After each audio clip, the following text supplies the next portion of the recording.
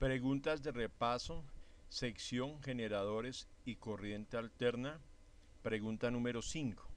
¿Cómo se compara la frecuencia del voltaje inducido con la frecuencia con la que se introduce y se saca un imán en una bobina de alambre? Listo, aquí habíamos mostrado entonces, cuando el imán entra en la bobina, los electrones se mueven hacia una dirección y cuando sale se mueven en la otra dirección. Quiere decir entonces que podemos asegurar que la frecuencia con la que se introduce y se saca un imán en una bobina de alambre es la misma frecuencia del voltaje inducido. O sea que cuando hablamos, por ejemplo, de 60 Hz, significa que en un segundo se introdujo y se sacó el imán en un segundo.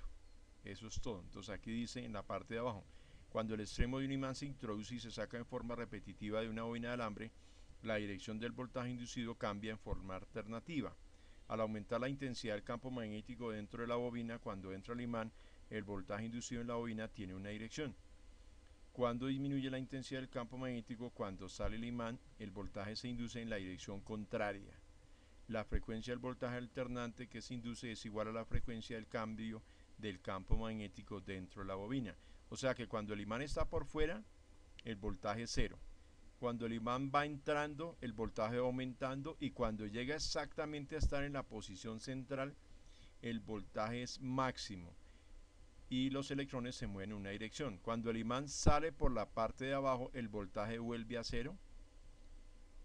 Entonces, y cuando ahora el imán se va a devolver, entonces cuando está fuera en la parte de abajo, el voltaje inducido es cero.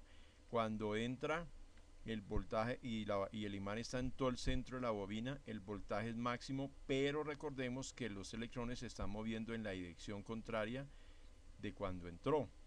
Y cuando vuelve a salir el imán y se aleja, el voltaje vuelve a cero. Eso es corriente alterna.